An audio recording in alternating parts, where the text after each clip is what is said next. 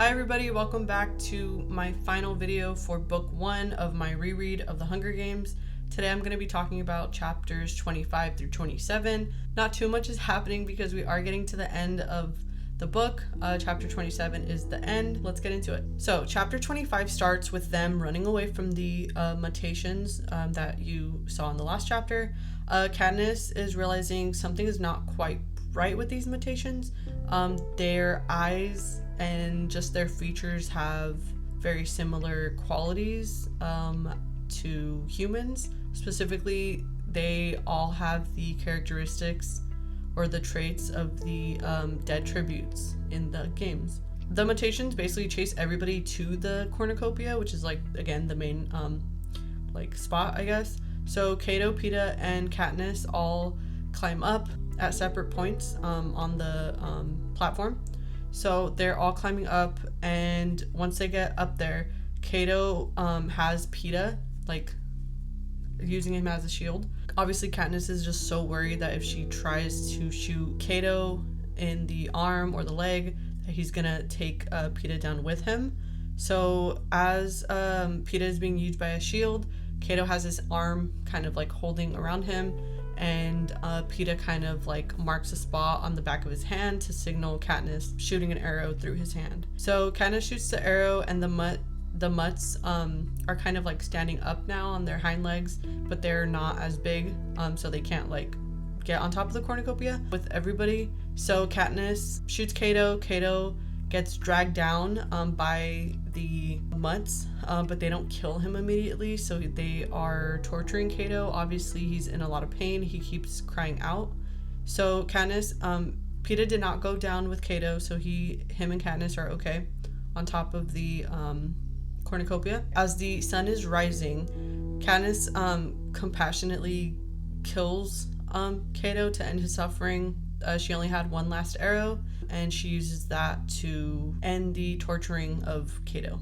So after Cato is put out of his misery, the mutts go back into the woods, so they're away from Katniss and Peeta, and the sun is fully up. There is an announcement from the game makers. There is a rule reversal, meaning only one victor is now allowed, and Katniss and Peeta both are going back and forth. They refuse to kill one another, and then Katniss realizes they have to have a victor. They need to have somebody to win, otherwise it's going to be for nothing. So they have to have a victor. So she and Peeta, on Katniss's idea, she had saved some of those poisonous berries. They're called Nightlock, and she gives some to Peeta and tells him on 3. She doesn't really say it, so she's still worried that they might accidentally swallow the berries, or just having them in their mouth is going to cause death. So as they're putting them in their mouth, she had shown them to the camera, so everybody knows what they are. So in this moment, the game makers panic and they say, "Stop. Ladies and gentlemen, the winners of the 74th Hunger Games, Peeta Mellark and Katniss Everdeen." This ends chapter 25. So Katniss and Peeta are the victors of the 74th Hunger Games. In chapter 26, they are taken out of the arena. They are going back to the training center. There is a hospital underground, so that's where Peeta and Katniss stay. Katniss watched them take away Peeta to try to obviously help him because his injuries were pretty major on his leg. She basically just has to stay in the room, and she sees Cinna and Portia, and she figures that they're probably going to be working on their outfits for the crowning ceremony that they do. She finally sees Haymitch and Effie, and she's hugging Haymitch, and Haymitch tells her she's in a lot of trouble with the Capitol because of what she did. They could only have one victor, and she kind of played them in a way, so they just didn't have control, and they're a joke in Panem right now because of that rebellious thing that she did. Katniss knows that it's gonna be now worse outside of the arena than in the arena because she has Gale, her family, District 12, that they could take it out on instead of just her inside the arena. They could go after the people that she cares about and the people in her life. Chapter 27, so they're gonna do live reactions to moments in the games. This is ahead of the crowning ceremony. She sits next to Peeta. They're just kind of going over the games, the moments, Rue's death.